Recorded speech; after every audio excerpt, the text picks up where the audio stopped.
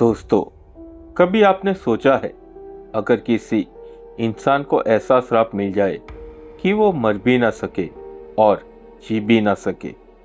सोचिए, अगर किसी दीवार के अंदर एक इंसान का दिल आज भी धड़क रहा हो और वो दिल पिछले 100 साल से मौत की भीख मांग रहा हो, तो क्या आप उस तहखाने में जाने की हिम्मत करेंगे? आज की कहानी मैं आपको सुनाने जा रहा हूं, वो सिर्फ एक कहानी नहीं है। तो अपने हेडफोन लगा लीजिए और चलिए एक खौफनाक सफर में मेरे यानी जिमी के साथ गुमनाम फसानों में। वो सबसे खौफनाक रात थी मेरी जिंदगी की, जो मैं आपके साथ साझा कर रहा हूं। मेरा नाम महेंद्र सिंह राठौड़ और ये घटना हुई थी मेरे पुश्तैनी गांव सूर्यपुर में, एक ऐसा गांव जहां आज भी लोग हमारी हवेली के पास से गुजरते हुए राम का नाम लेते हैं, क्योंकि उस हवेली के नीचे एक तहखाना है और उस तहखाने में कुछ ऐसा है जो मरकर भी जिंदा है। सालों पहले मैं शहर चला गया था, काम, भागदौड़, जिंदगी की उलझनों में। मैं अपने पुश्तैनी गांव सूर्यपुर को लगभग भूल ही गया था, लेकिन एक दिन मुझे खबर मिली कि हमारी पुरानी हवेली पूरी तरह खंडर बन चुकी है और अगर मैं नहीं आया तो शायद वो हमेशा के लिए गिर जाएगी। मैं कई साल बाद सूर्यपुर लौटा, लेकिन जैसे ही गांव के अंदर पहुंचा मुझे कुछ अजीब महसूस हुआ। गांव के लोग मुझे देखकर खुश तो बहुत थे, लेकिन जब मैंने हवेली का नाम लिया उनके चेहरे का रंग उड़ गया। एक बूढ़े आदमी ने मुझे धीरे से कहा, बेटा, हवेली मत जाना, वो जगह अब इंसानों के रहने लायक नहीं है। मैंने आश्चर्य से पूछा, क्यों? लेकिन वो आदमी कुछ बोले बिना वहां से चला गया। क्या सच में हवेली में कुछ ऐसा था जिससे पूरा गांव डरता था? जब मैं हवेली पहुंचा तो मेरा दिल बैठ गया। वो हवेली जहां कभी सैकड़ों दिए जलते थे, आज पूरी तरह खामोश और वीरान थी। टूटी हुई दीवारें, रंग लगे दरवाजे और चारों तरफ जंगली घास। लेकिन हवेली के एक हिस्से से एक अजीब सी गंध आ रही थी, बहुत तेज, बहुत सड़ी हुई, जैसे कोई चीज सालों से अंदर सड़ रही हो। और वो गंध आ रही थी तहखाने से। उस रात तेज हवा चल रही थी।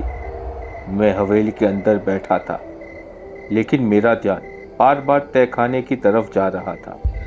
क्यों? क्योंकि वहां से एक अजीब आवाज आ रही थी, जैसे कोई पत्थर की दीवार को अंदर से खुरच रहा हो। मेरे मन में एक सवाल आया, अगर तहखाना बंद है तो अंदर कौन है? कोई जानवर या कुछ और? शायद मुझे वो दरवाज़ा नहीं खोलना चाहिए था, लेकिन कभी कभी इंसान की जिज्ञासा उनकी सबसे बड़ी दुश्मन बन जाती है। मैंने टॉर्च उठाई और तहखाने का भारी लोहे का दरवाज़ा धकेल दिया। दरवाज़ा खुलते ही एक बर्फ जैसी ठंडी हवा मेरे चेहरे से टकराई। मेरी रीढ़ में सीजन दौड़ गई। सीढ़ियाँ अंधेरे में नीचे जा रही थी। मैं धीरे धीरे नीचे उतरने लगा। हर कदम के साथ तहखाना और ठंडा होता जा रहा था। सन्नाटा इतना गहरा था कि मुझे अपनी ही धड़कन स्पष्ट सुनाई दे रही थी। लेकिन कुछ सेकंड बाद मुझे एहसास हुआ कि वो आवाज़ सिर्फ मेरी नहीं थी, वहाँ एक और दिल भी धड़क रहा था।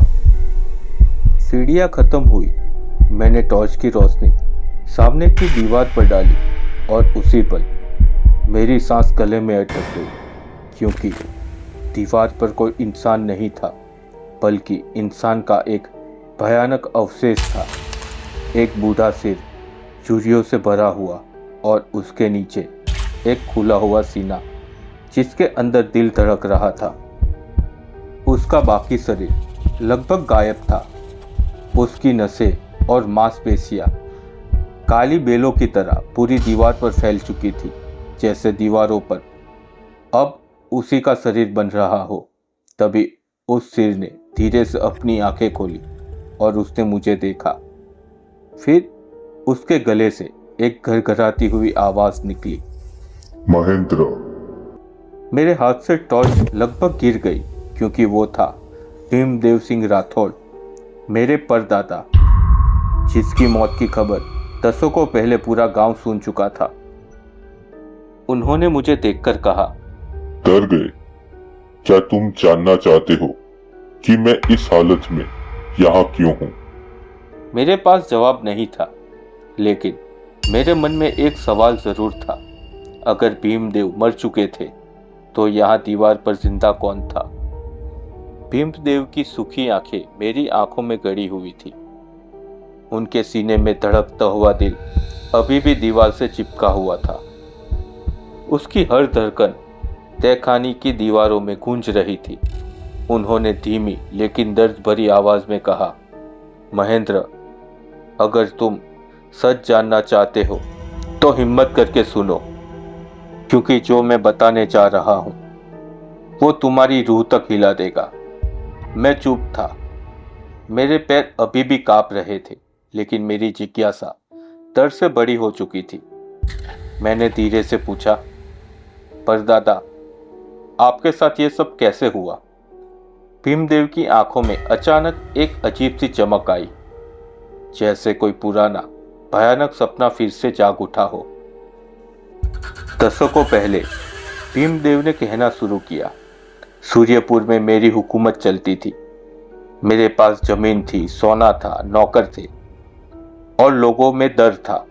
लेकिन महेंद्र, एक चीज थी जो मेरे अंदर हमेशा चलती रहती थी, लालच। मुझे हमेशा लगता था कि मेरे पास जो है वो काफी नहीं है। मैं और ताकत चाहता था, और ज्यादा दौलत, और शायद अमरता। क्या कभी आपने सोचा है कि इंसान की सबसे बड़ी कमजोरी क्या होती है? उसकी चाहत।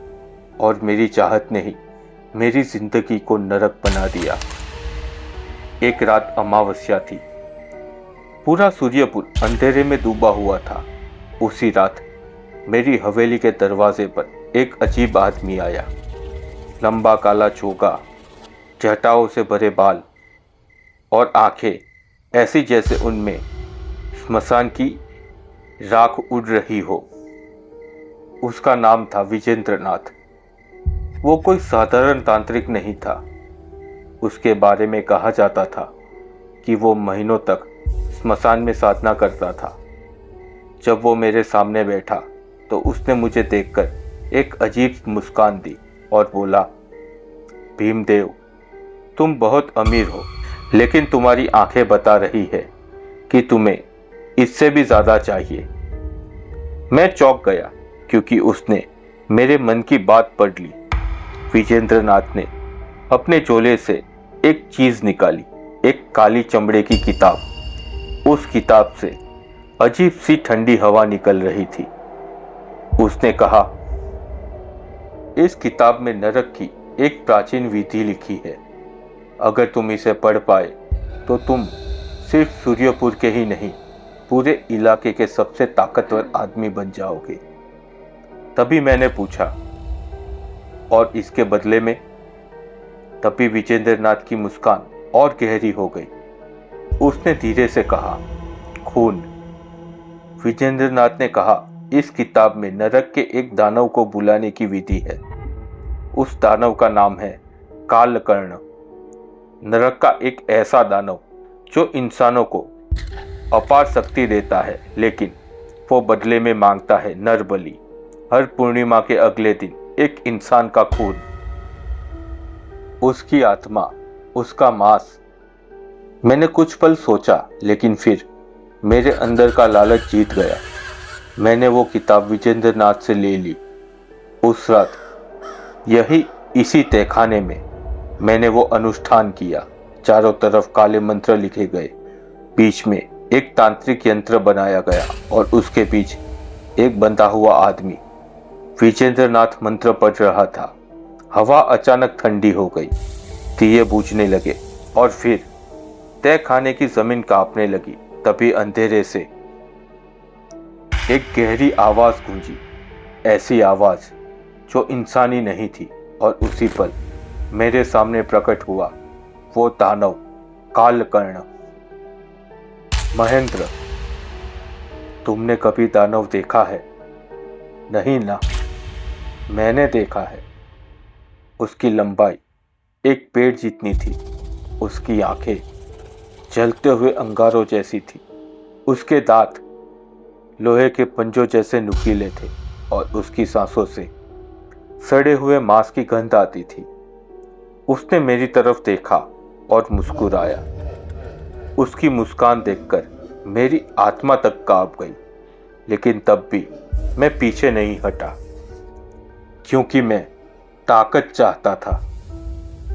कालकर्ण ने कहा, मैं तुम्हें सब दूंगा, धन, शक्ति, राज, लेकिन बदले में। उसने अपने पंजे से उस आदमी की गर्दन पकड़ ली और बोला, मुझे खून चाहिए। उस रात मेरी हवेली में पहली नर बलि हुई और उसी रात मेरी किस्मत बदल गई। मेरे खजाने सोने से भर गए, लोग मुझसे डरने लगे। मैं सूर्यपुर का सबसे ताकतवर आदमी बन गया था, लेकिन ताकत की कीमत हमेशा खून से चुकानी पड़ती है। 4 पूर्णिमा तक मैंने 4 लोगों की बलि दी, लेकिन 5वीं बार सब कुछ बदल गया। उस रात मुझे कोई इंसान नहीं मिला। गांव में अकाल पड़ा था, लोग घरों में छिपे थे और समय खत्म हो रहा था। मैंने सोचा शायद दानव नहीं आएगा, लेकिन मैं गलत था, क्योंकि आधी रात को तहखाने का दरवाजा अपने आप खुल गया और अंधेरे में 2 लाल आंखें चमक उठी। भीमदेव की आवाज अचानक धीमी हो गई। तहखाने में उनका दिल अभी भी धक धक की आवाज के साथ धड़क रहा था। मैं घबराकर चारों तरफ देखने लगा। मुझे ऐसा लग रहा था जैसे इस तहखाने के अंधेरे में कोई और भी मौजूद है। भीमदेव ने भारी सांस लेते हुए कहा, महेंद्र, वो 5वीं पूर्णिमा मेरी जिंदगी की सबसे खौफनाक रात थी। उस रात पूरा सूर्यपुर अजीब खामोशी में डूबा हुआ था। आसमान में पूर्णिमा का चांद चमक रहा था, लेकिन मेरे दिल में एक अजीब डर था, क्योंकि मेरे पास कोई नर बलि नहीं थी। समय गुजरता रहा, रात गहरी हो जा रही थी और मेरे मन में बस एक ही सवाल घूम रहा था, क्या कालकर्ण आज भी आएगा, या क्या वे मुझे माफ कर देगा? लेकिन महेंद्र, दानव कभी माफ नहीं करते। रात के ठीक 12 बजे अचानक तहखाने का दरवाजा अपने आप खुल गया।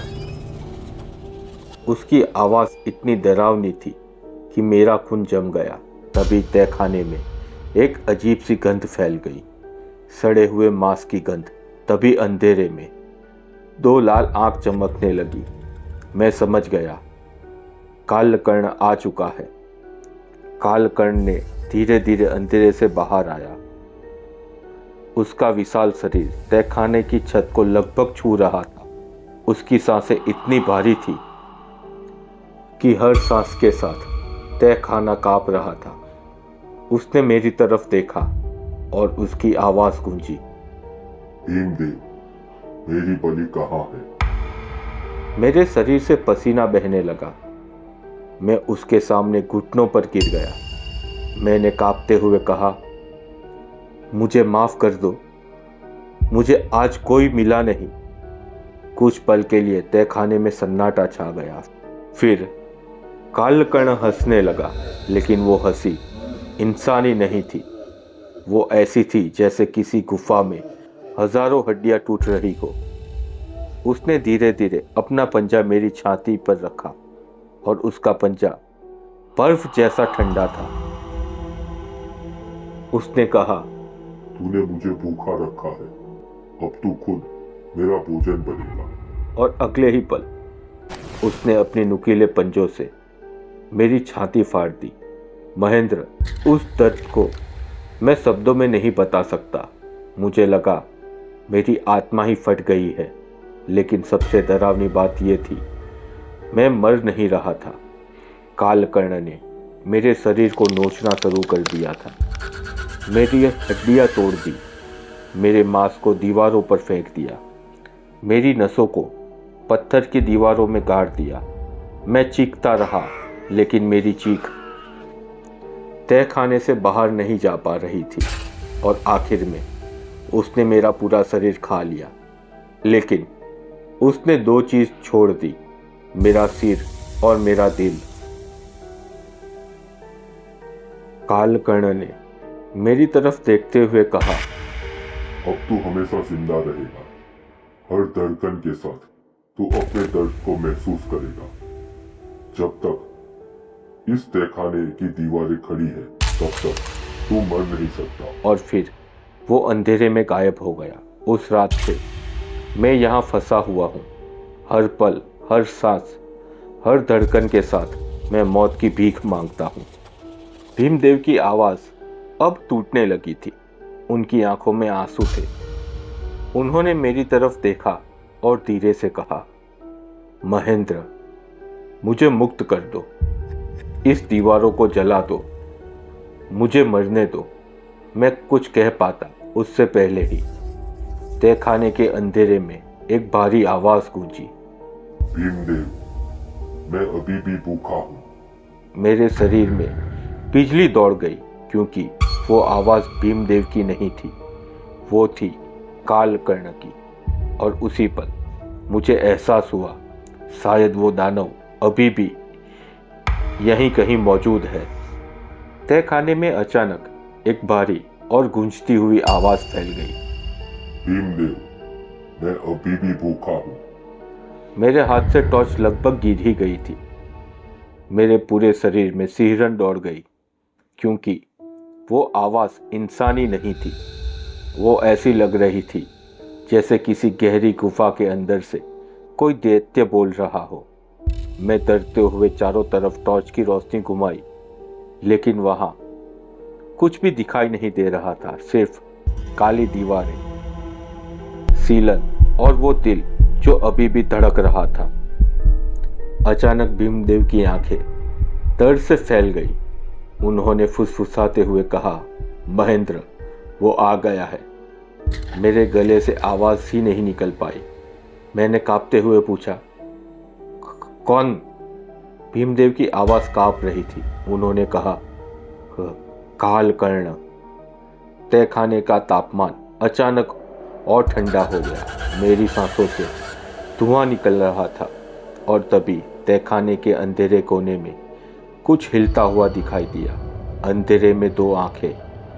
पहले मुझे लगा शायद मेरी आंखों का धोखा है, लेकिन फिर अंधेरे में दो लाल बिंदु चमकने लगे। धीरे धीरे वो बिंदु बड़ी आंखों में बदल गए। चलती हुई लाल आंखें गुस्से से भरी हुई। मेरा दिल जोरों से धड़कने लगा। क्या वो सच में कालकर्ण था या कोई और चीज? तभी मेरे कान के बिल्कुल पास एक धीरी आवाज फुसफुसाई, ताजा खून। मैं घबराकर पीछे मुड़ा, लेकिन वहां कोई नहीं था। मेरे शरीर के रोंगटे खड़े हो गए। अगर दानव मेरे सामने नहीं है, तो फिर वो आवाज कहां से आ रही है? अचानक तहखाने की दीवारें कांपने लगी। भीमदेव का दिल और तेजी से धड़कने लगा। भीमदेव चीख पड़े, महेंद्र, भाग जाओ। अगर वो तुम्हें देख लेगा तो तुम्हें भी नहीं छोड़ेगा। लेकिन अब बहुत देर हो चुकी थी, क्योंकि उसी पल मेरे पीछे कुछ भारी चीज जमीन पर गिरी।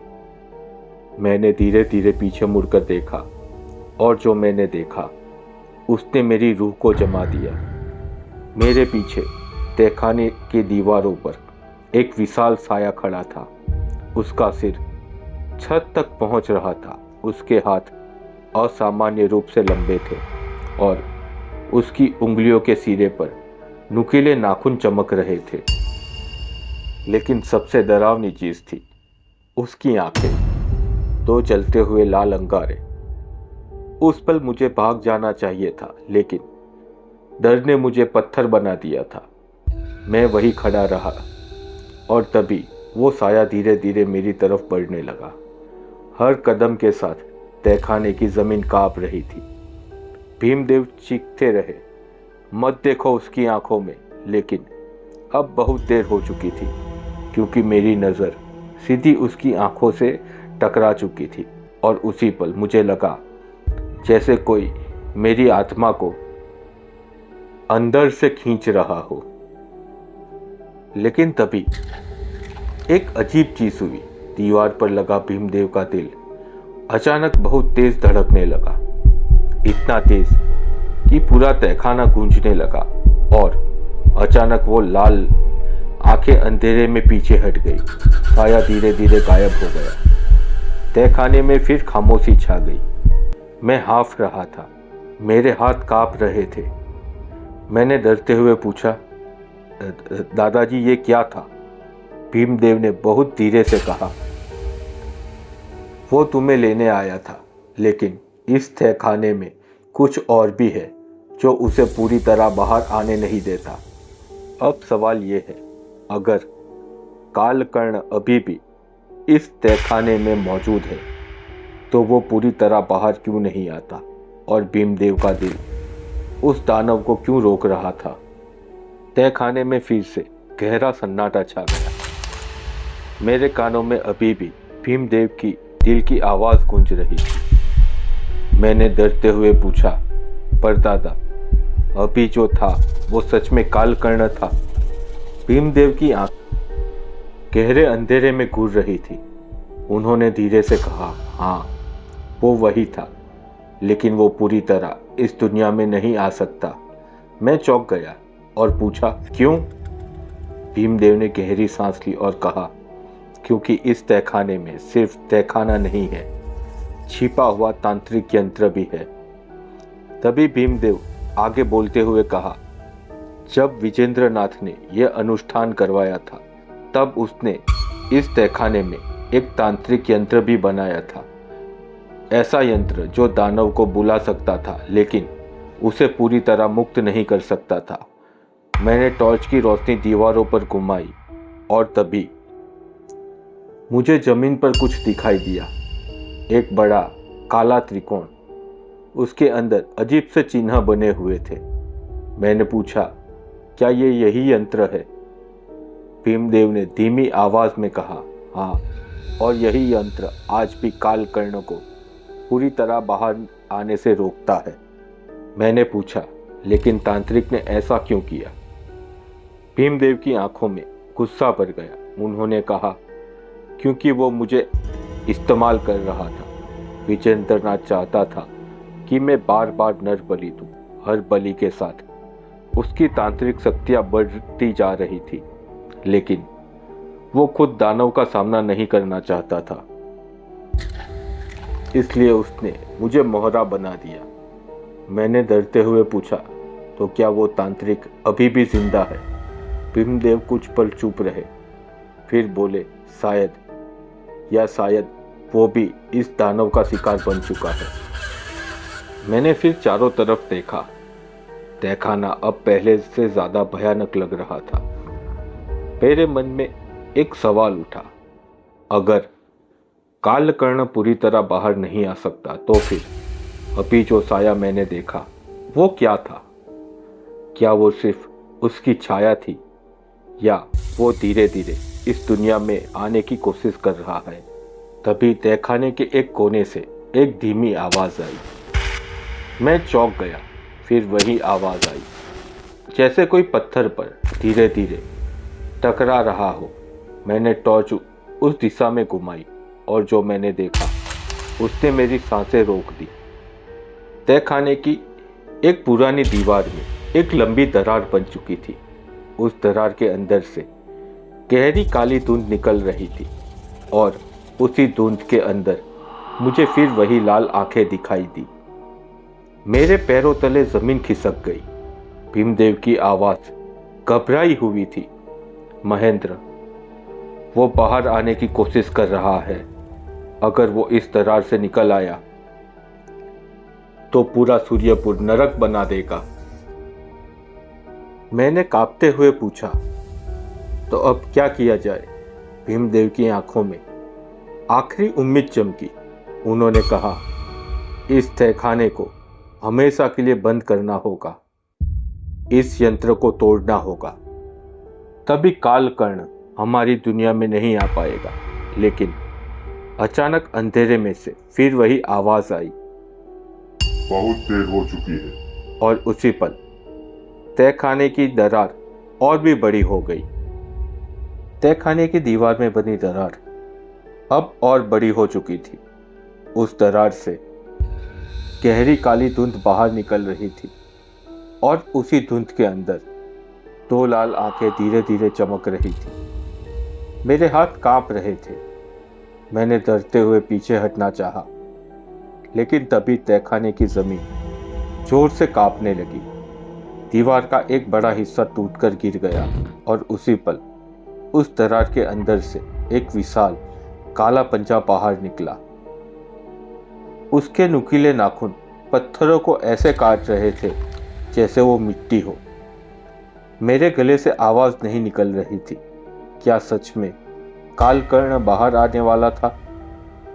भीमदेव जोर से चीख पड़े, महेंद्र जल्दी करो, अगर वो बाहर आ गया तो पूरा गांव खत्म हो जाएगा। मैंने कांपते हुए पूछा, मैं क्या करूं?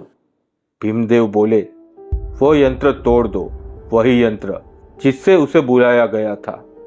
मैंने टॉर्च की रोशनी जमीन पर डाली। वहां वही काला त्रिकोण बना हुआ था। उसके बीचों बीच एक पुराना तांत्रिक पत्थर रखा था। भीमदेव बोले, उस पत्थर को तोड़ दो। लेकिन तभी दरार के अंदर से एक भयानक आवाज आई। पूरे तहखाने में भारी गूंज फैल गई। वो आवाज इतनी डरावनी थी कि मेरा दिल जैसे रुक गया। कालकर्ण की आंखें अब पूरी तरह दिखाई दे रही थी। उसकी आवाज फिर से गूंजी, अगर तूने ऐसा किया तो तेरा खून सबसे पहले पिया जाएगा। मेरे शरीर के रोंगटे खड़े हो गए। एक पल के लिए मेरे मन में डर बैठ गया। क्या सच में मुझे ये करना चाहिए या मुझे भाग जाना चाहिए? तभी दीवार पर लगा भीमदेव का दिल अचानक बहुत तेजी से धड़कने लगा। उन्होंने दर्द भरी आवाज में कहा, महेंद्र, अगर तुम आज भाग गए तो कल सूर्यपुर में कोई जिंदा नहीं बचेगा मेरे बेटे। उनकी आवाज में इतना दर्द था कि मेरा दर्द धीरे धीरे गुस्से में बदल गया। मैंने जमीन से एक बड़ा पत्थर उठाया और पूरी ताकत से तांत्रिक पत्थर पर दे मारा। जैसे ही पत्थर टूटा, पूरे तहखाने में एक तेज रोशनी फैल गई। काला त्रिकोण टूटने लगा। दीवार पर बने मंत्र चलने लगे। दरार के अंदर से कालकर्ण की भयानक चीख गूंजी। उसका पंजा धीरे धीरे वापस अंदर खींचने लगा। लाल आंखें अंधेरे में गायब होने लगी और कुछ ही सेकंड में दरार बंद हो गई। तहखाने में फिर गहरा सन्नाटा छा गया। मैंने धीरे धीरे दीवार की तरफ देखा। भीमदेव का दिल अब धीरे धीरे धड़क रहा था। उन्होंने कमजोर आवाज में कहा, धन्यवाद मेरे बेटे। उनकी आंखों में सालों का दर्द था। उन्होंने कहा, आज मुझे आखिरकार मुक्ति मिल रही है। और उसी पल उनका दिल धीरे धीरे रुक गया और फिर सब कुछ खामोश हो गया। मैं उस रात तहखाने से भागकर बाहर आया। मैंने उसी समय पूरी हवेली को बंद कर दिया और सूर्यपुर छोड़कर हमेशा के लिए शहर आ गया। लेकिन कभी कभी रात को मुझे अभी भी एक आवाज़ सुनाई देती है, जैसे किसी गहरी जगह से कोई फुसफुसा रहा हो। मैं वापस आऊंगा। तो दोस्तों, अगर कभी आप सूर्यपुर गांव जाए और उस पुरानी हवेली के पास से गुजरे तो एक बार उस तहखाने की तरफ जरूर देखना, क्योंकि कौन जानता है, शायद अंधेरे में कालकर्ण अभी भी जागने का इंतजार कर रहा हो। तो दोस्तों, अगर इस कहानी ने आपके दिल की धड़कनें तेज कर दी हो और आपको सच में डर का एहसास हुआ हो तो वीडियो को लाइक ज़रूर करें और कमेंट में ज़रूर बताएं। अगर आपको कभी किसी पुराने घर या तहखाने में ऐसी अजीब आवाज़ सुनाई दे तो क्या आप अंदर जाने की हिम्मत करेंगे? और अगर आप ऐसे ही खौफनाक रहस्यमय कहानी सुनना पसंद करते हैं तो हमारे चैनल गुमनाम फसाने को सब्सक्राइब ज़रूर करें। साथ ही बेल आइकन को ऑल पर सेट कर दीजिए ताकि हमारी हर नई खौफनाक कहानी सबसे पहले आप तक पहुंच सके। क्योंकि दोस्तों याद रखिए, कुछ कहानियां सिर्फ कहानियां नहीं होती, कभी कभी वो अंधेरे में छिपे ऐसे सच होते हैं जो सुनने वाले की रातों की नींद हमेशा के लिए छीन लेते हैं। मिलते हैं अगले खौफनाक सफर में, तब तक अंधेरे से बचकर रहिए।